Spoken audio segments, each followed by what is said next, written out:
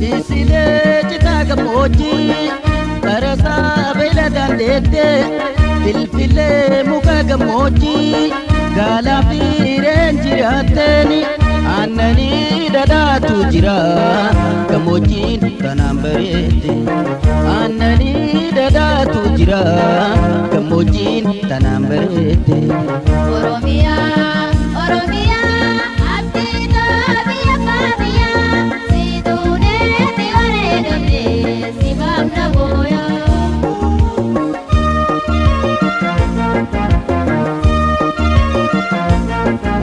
Disile cita gamoji Karasa bela dandete Filfile muka gamoji Gala firen jirateni Annani dadatu jira Gamoji tanambarete Annani dadatu jira Gamoji tanambarete Oromia, Oromia, Abdita biya pabiya, Sidune tiware dode, Sibam na boya.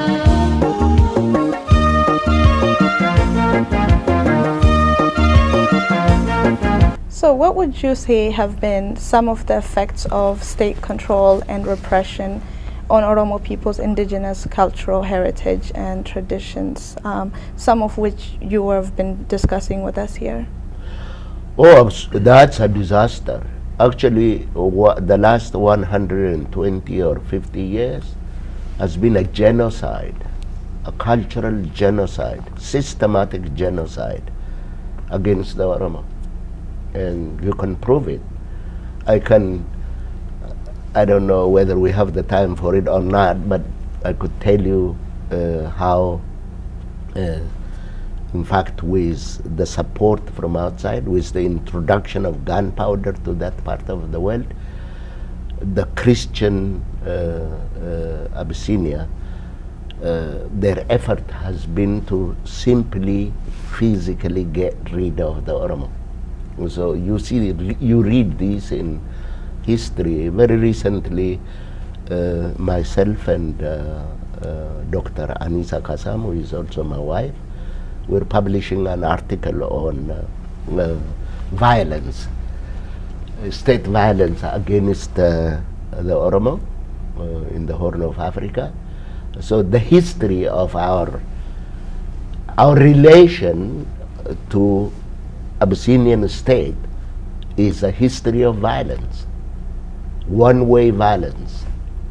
The Abyssinians are armed, they had the gunpowder, and the musket actually proved superior. That's how the Oromo culture got destroyed. You see, these are the things that Ali Birra sings when he says mal jedani mal himani o gayadan ibapani gafan wallalani. You know, that's what happened at Chalanko. Clearly shows not the superiority of racial superiority of the Abyssinians. It only shows the superiority of the musket gun as provided by Christian Europeans in the West. So Dr. Tadessa Eba has compiled the amount of ammunition in his book Gadamelba, what Abyssinians acquired.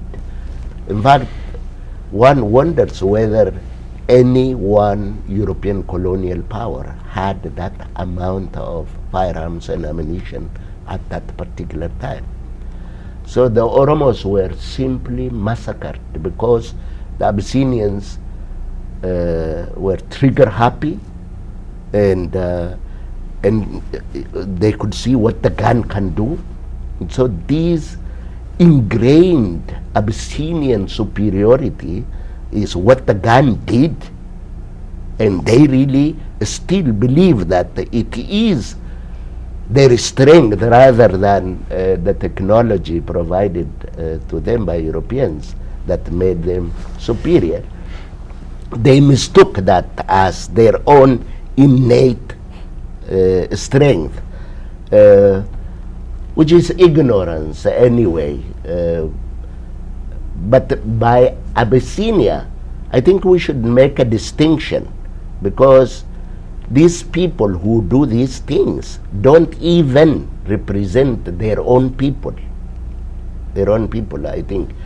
In Gondar, I have studied Gondar and Gojam, and I have talked to the ordinary people in the countryside. They don't really relate to this state ideology and all. These guys, they have been repeatedly indoctrinated by the church, and they know the church, and they know the saints, and they live their life, and they don't even know what their elite or people who think to come from them have done to other peoples. I could give you an example.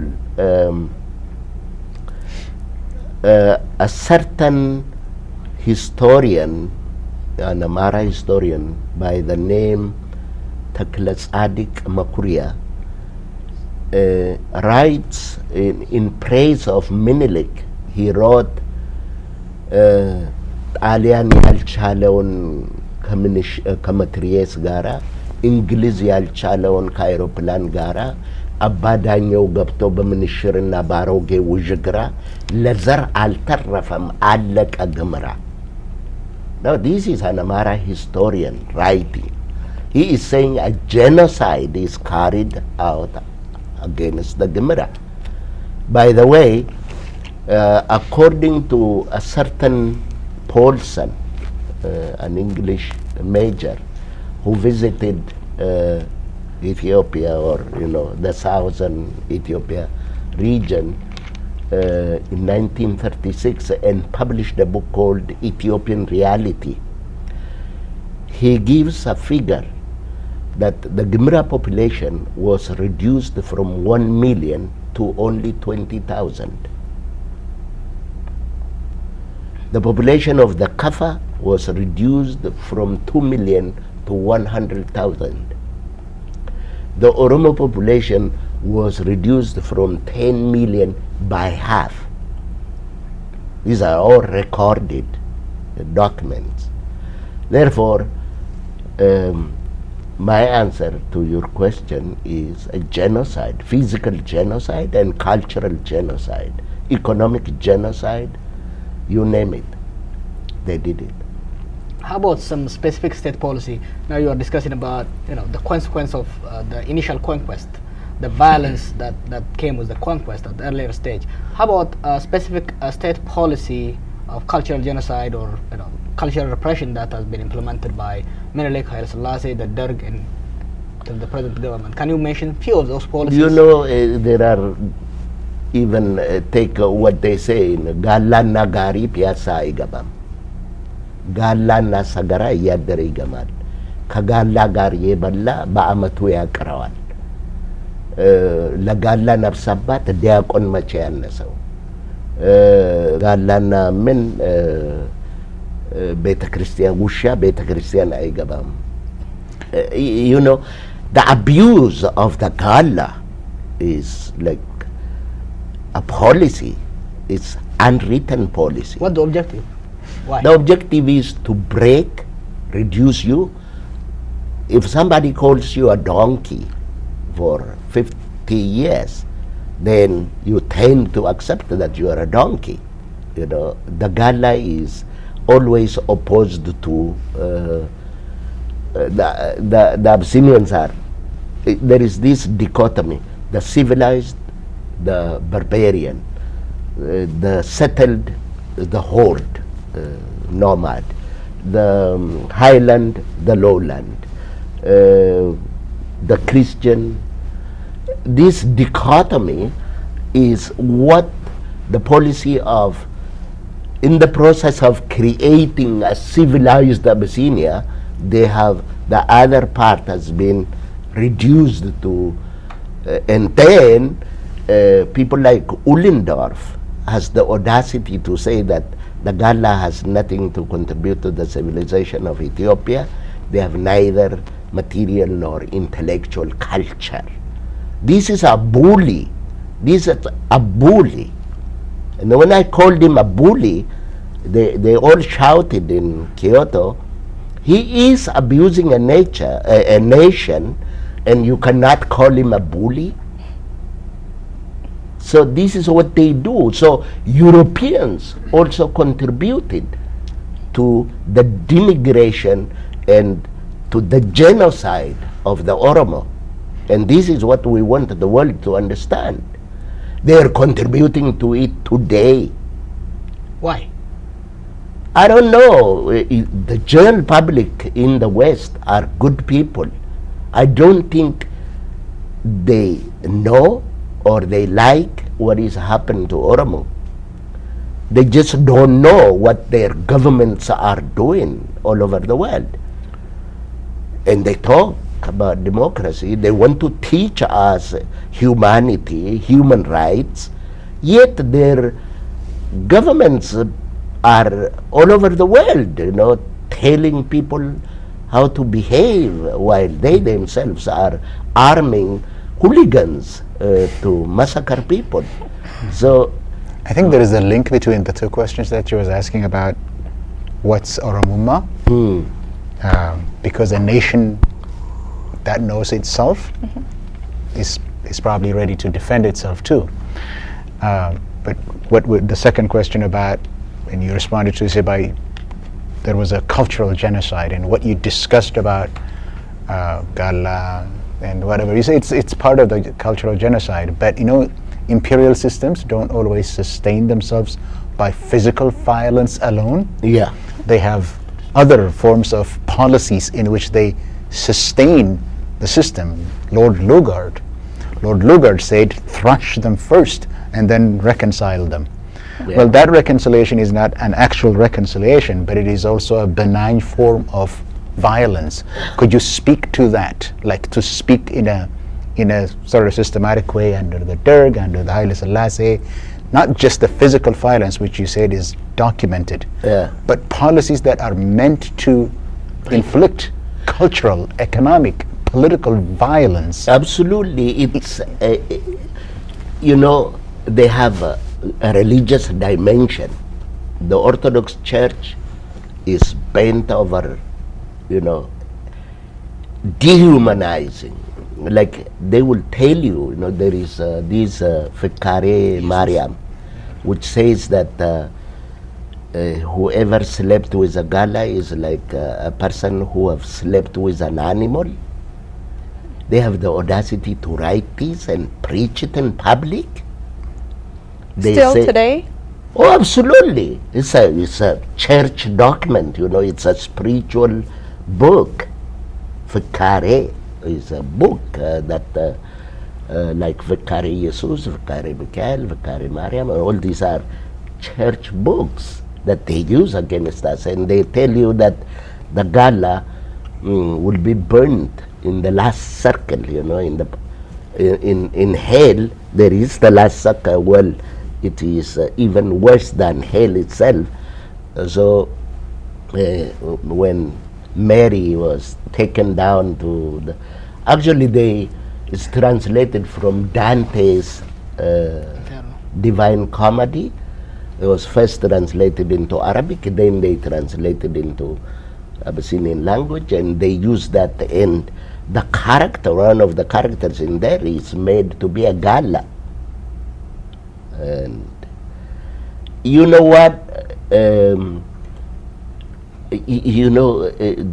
Abyssinian sayings and literature and everything leaves no doubt in terms of the religious nature of the abuse of the gala, if you want to look at it from religious point of view. Second, you know it, during Haile Selassie in schools we were told that Haile Selassie is Jesus, Mangistu la Dawit, Burakeo la Semi. This is what we used to, Mangistu la Dawit, Burakeo la Semi. Indante alla Saufasum Menem Yellem.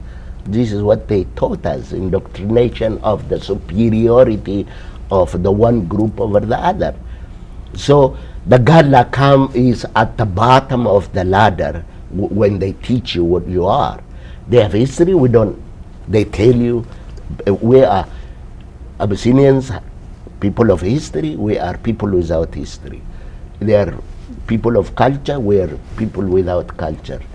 They have literature. We are people without literature.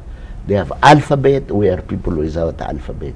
They are the civilized, sedentarized people.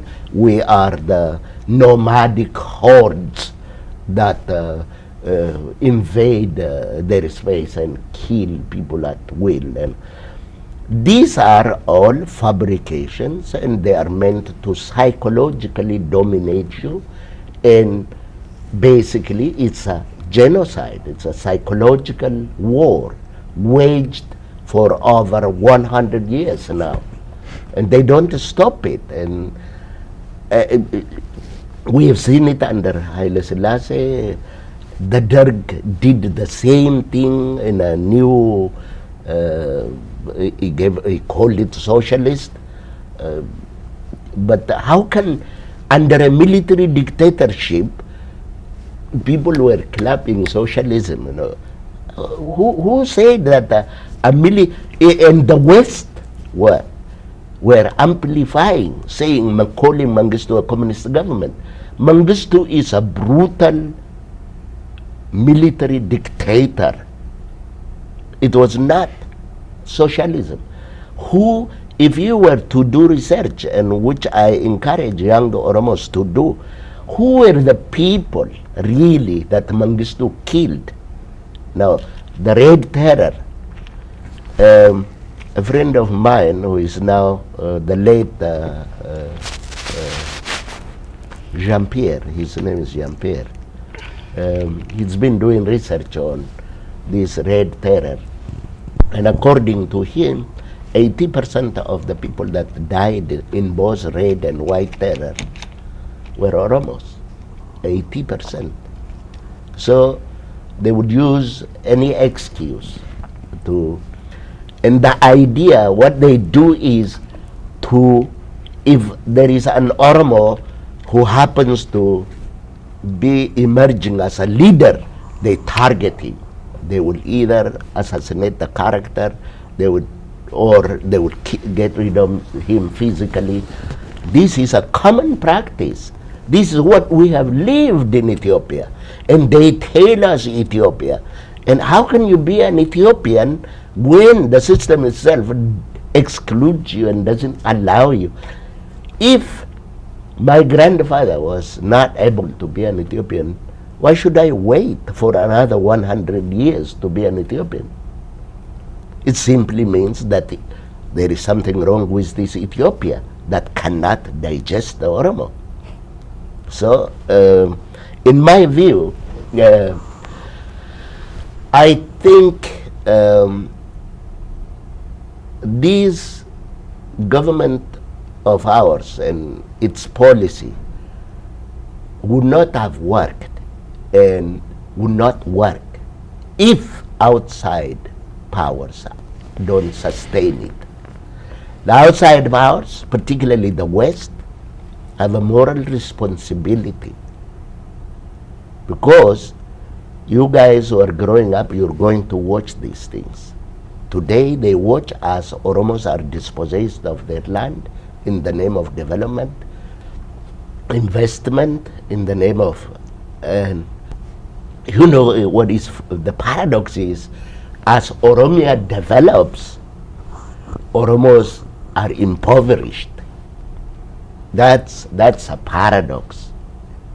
Oromos are dispossessed to give way to some alien group who call themselves superior people, and they come and take over your land, and you're chased out from a land that you have occupied for God knows in 1,000 years. So really the predicament of the Oromo is the enemy is really supported by a very powerful outsiders. And how can people who are denied proper modern education, proper health, modern health service, proper basic service in the country, put up with mighty powers that fly tanks and fire launchers and missiles, and all these are provided by your government, if you like. You know.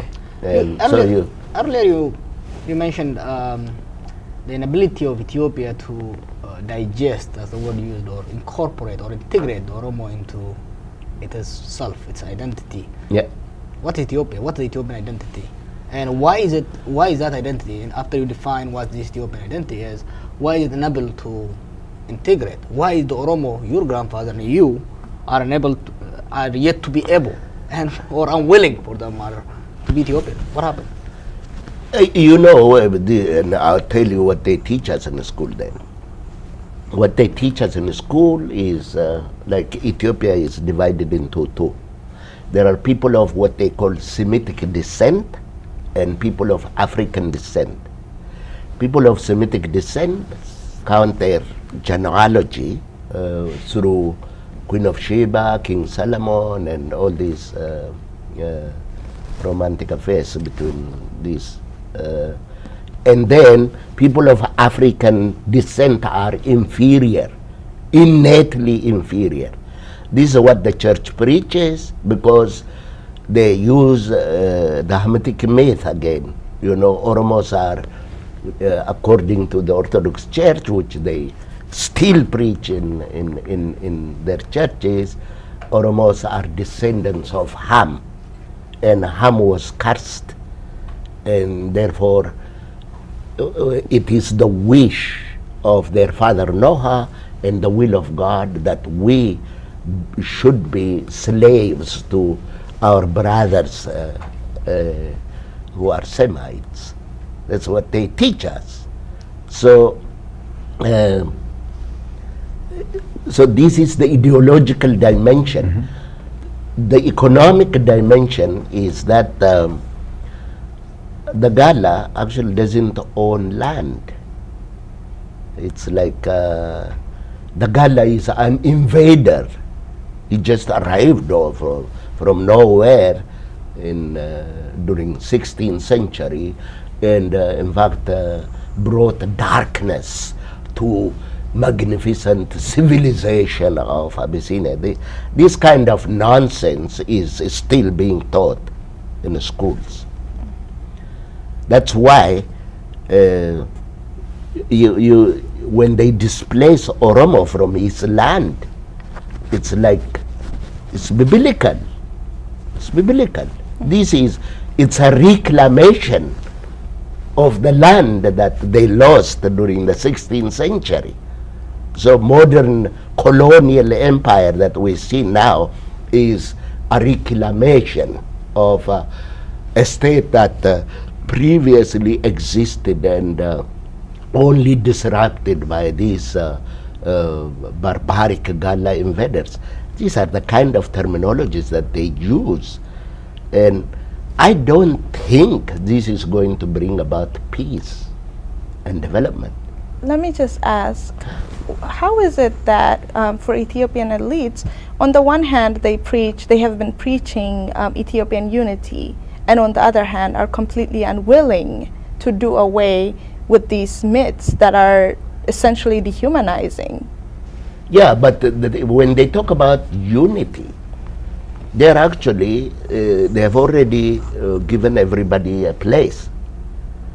They've assumed their place, which is a higher chair, which the ideology has already defined. They are superior because of this descent ideology, and you are inferior and subordinate because of this descent, African descent. In Ethiopia, let me tell you, when they see a black man, they call him Shanko. Actually, as far as I know, Shanko is the name of a black dog. So, if a people have the audacity to refer to a human being as a black dog, then there is no limit. There is no limit to how far they can go. And the world should realize what is going on over there. And actually stop them for their own good, for their own good. Because when it gets out of hand, everybody would be a loser. We have seen it in Somalia. It has destroyed the country. We have seen it in Rwanda. All these, the superiority of the Tutsi, that's what it generated, a genocide. And I'm worried. I worry all the time because I want us to challenge each other with words rather than with swords. But if they delay it for too long, could be very bad. Could be bad for everybody. It's interesting that you're mentioning about these things. And about a week ago, a program was aired on Al Jazeera, probably the first time an international media has aired about Oromo. And one thing that the journalist who was unaware of the Oromo was asking was, oh my God, why are people so mean about Oromo? Exactly, I'm sharing your being, your fear of what might happen, Absolutely, because if you push people too far, regardless of what these thugs imagine Oromos are human beings. They're neither superior nor inferior. As human beings, if you push them beyond the limit, they will react. And if they react, it could be bad for everyone, including the Oromo. So we should worry about our future. We should worry about the future of our neighbors, the people we have lived with for hundreds and hundreds of years. So there is some kind of insanity going on. But he's asking you about an explanation for why Ethiopians or other people in Ethiopia are so mean towards the Oromos. And also unwilling to even engage in these conversations. I mean, we saw so many people against the fact that this show was being aired and that the topic of discussion was Oromo and that Oromos would be telling their own stories. So we see this persistent challenge to Oromos speaking out and speaking for themselves. Yeah. I think everybody can come into this because my knowledge is not any better than we have lived through this. Could it be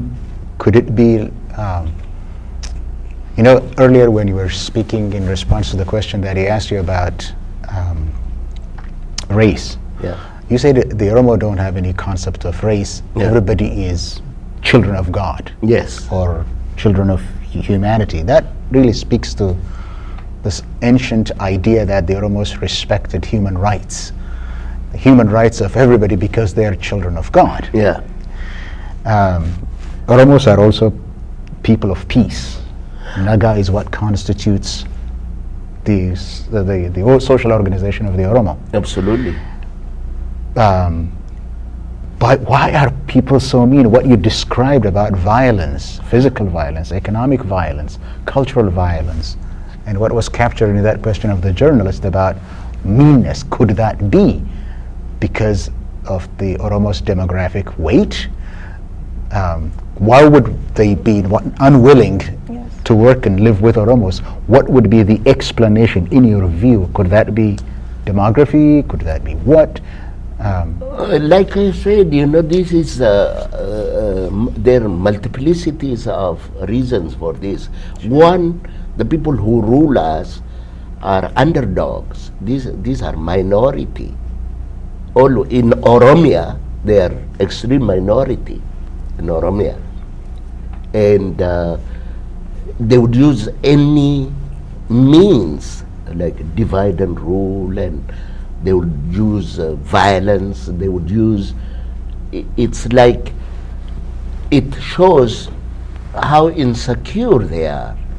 That they carry a protracted kind of propaganda and physical violence and educational violence and crossing your boundaries and expropriating your land, and it's like they will never sleep unless they make sure that you are made harmless, totally castrated.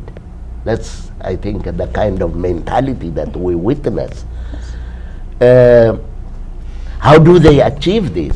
They achieve this by external support. So this has to be underlined several times.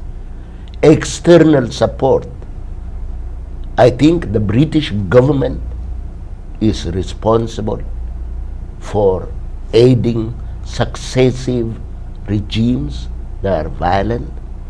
The American government is responsible for supporting fascists who have massacred people, and other Western, the French, the Italians, they have armed these guys against us, against harmless population, against populations that only carried at best a spear. They armed them with musket guns, they armed them with tanks. The Russians did the same, and they do this also because, you know, they have a share, they have a stake in it. But we are saying, you can't just continue killing us. This has to stop somewhere. And we're telling this to all governments who support these wrong regimes. They should instead make a positive intervention so that we, in this part of the world, in the Horn of Africa, could come together and peacefully settle our differences and start a new chapter in this part of the world. If they don't do that, and if they want this tradition of violence to continue, yeah, I don't know. I don't know what's... I just want to comment on this. I think it's very important to underline the fear that has been fabricated and inherited from generation to generation. I think the sources, I agree with Dr. Gemechu, is the myth of the founding myth of the state. You mean the fear of the Oromo? Yeah, the fear of the Oromo, the founding myth of the state that degenerates the Oromos, that turns them into subhumans, dehumanizes them. It doesn't just dehumanize them and turn them into inferior, but also in savages who can rise up one day and bring a vengeance against the others. I can see continuity between the savage myth, the savage theory of the past, the secessionist theory of today. Absolutely. Yes, and when the issue of Oromo came during Haile Selassie, before that, it was the savage, the backward. Absolutely. Before that, during Tedros, it was the dangerous. Yes. Then we are the inferior. Yes. Then it turns now secession, the question for self-determination, to be equal. Yeah. It started into a secession. Now The people who want to break away the country. Who want to break away the country and destroy the livelihood of everybody. Securitize as a strategy. Absolutely. The population, which is informed through these religious institutions, through academic institutions, to fear the Oromo, buy into this state-sponsored propaganda and turn into savages themselves. When the issue, the name of Oromo arises, their blood boils and they engage into this irrational fear I call Oromophobia. Yeah. I think that's... Absolutely. Absolutely. I think another dangerous element of that is that this fear is incredibly blinding, and which is why even today we cannot talk about this historical facts. I mean, many of Ethiopians deny historical facts, and so it's incredibly disturbing. Yeah, you know, the whole thing is based on and derives from self-denial, you know. Ethiopia has written a history that is not really Ethiopian. They have written the history of Queen of Sheba, King Solomon, and they talk about, you know, nowadays they even say, you know, they have equated what exists in Ethiopia with Latin and Greek civilization, sort of. They placed it, they have given it a place, while we are considered barbarians. So what they say is, every time Oromo complains that life is repressive, they say, oh, they're going to destroy this civilization, civilization that doesn't exist. I have been studying for 7 years. I've been going to Amara region. The Amara region suffer from the same disease, from the same illiteracy, from the same. I just give you this. This is a very interesting experience. In Ethiopia, they want to portray like the north is literate, the south is illiterate. I went to the north to carry out some consultancy job regarding HIV/AIDS. So when they asked me how we should go about it, I was equally ignorant. I said, they told me that in Eastern Gojam zone, there were 51,000 priests. And I said, this is good. So, in HIV, there is what they call education, information and communication, EIC material. We produce EIC material in Amharic, and I said we give it to the priests, let them teach in all the churches. And then the guy told me, these priests don't read and write. And I found out that this is really a crime. While in history department they tell us that the North have had alphabet for 3,000 years, here even the priest who is supposed to be literate doesn't know how to read the symbols. It's a memory, he repeats from memory. So, the oppressive nature of this system is not really limited to Oromo alone. But since it is religious, since this system doesn't make a difference, there is no difference between Abyssinian religion and Abyssinian history. Old Testament is their religion and it's also their history.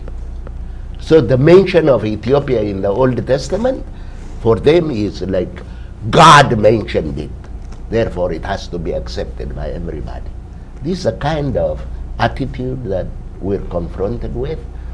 And this is an obstacle to all forms of development and mental change in the area. And particularly the elite who, as we have discussed, feels threatened by Oromo asking for human rights. It threatens them because they want a perpetual slavery of the Oromo so that they could feel that they are better human beings kind of mentality.